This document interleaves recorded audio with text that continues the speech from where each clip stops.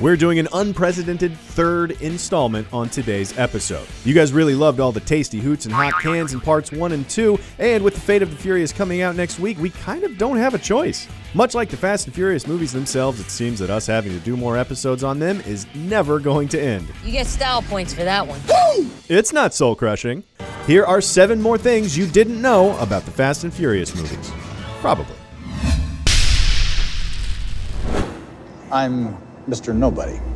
It's a big entrance for a nobody. Kurt Russell's Mr. Nobody in Furious 7 is rumored to have a much larger role in The Fate of the Furious, but you probably didn't know that Mr. Nobody could have been played by Denzel Washington. The studio wanted him for the part, but Denzel turned it down. They also considered Halle Berry before Kurt Russell was finally cast. The main idea was the studio wanted a big name so they'd have some star power already in place when Mr. Nobody is more in the forefront in the upcoming film. After all, they wouldn't want some C-lister screwing up the beer commercial that happens in the middle of their movie. Would you like one? More of a Corona man myself. Oh, God, let's move on. You remember this part from Furious 7 with Hobbs watching a football game in the hospital when it quickly gets cut off by breaking news? Well, I'll bet you didn't know that The Rock was actually watching one of his own college games. The game playing on the TV was from his days at the University of Miami, and he's the number 94 the announcer is talking about sacking the quarterback right before the news interrupts. So, now you know that. Next thing. The summer movie season unofficially kicked off with Logan, and it'll be fully underway with The Fate of the Furious.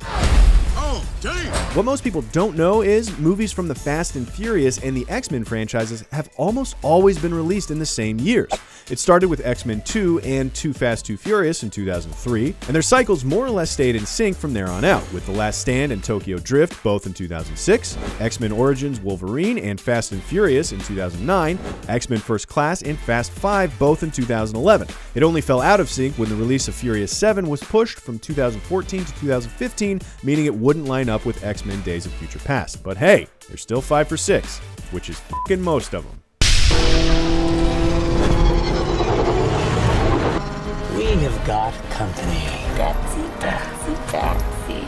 It recently became technically accurate to say Academy Award-winning film Suicide Squad. For Suicide Squad, Alessandro Bertolazzi, Giorgio Gregorini, and Christopher Nelson. So you might be surprised or enraged to hear that the phrase Golden Globe-nominated film Furious 7 is equally true. It was the first film in the franchise's history to earn such a nomination, and it's definitely worth mentioning that the nomination was actually for Best Original Song, because it sure as wasn't for Best Screenplay or Acting. Well, it's hotter than I thought it would be. Yeah, well, we are in the desert, so it would be hot. Oh, no, I ain't talking about the weather.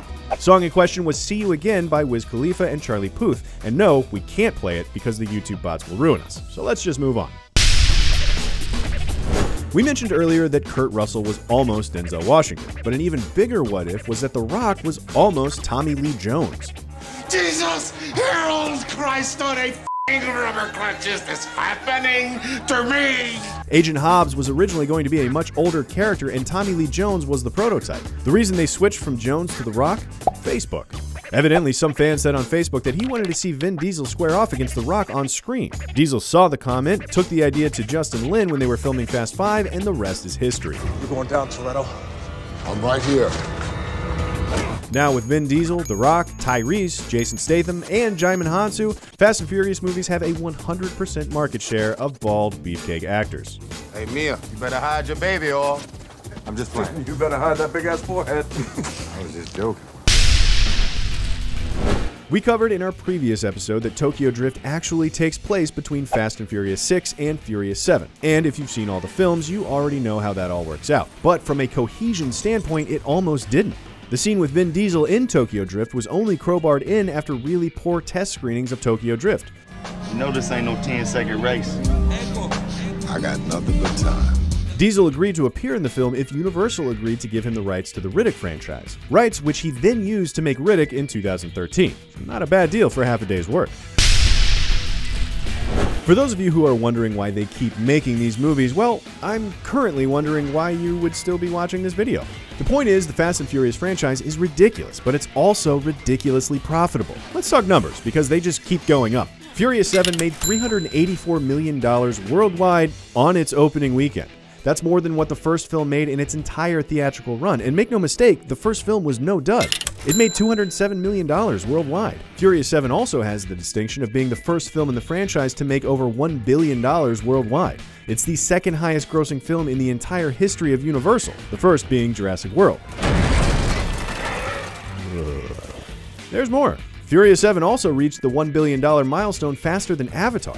It was the fastest film to make that much money until it was dethroned again by Jurassic World, which was soon dethroned itself by Star Wars: The Force Awakens. And as of this episode's air date, Furious 7 is still the 6th highest grossing film of all time, which means there's probably no end in sight for these films.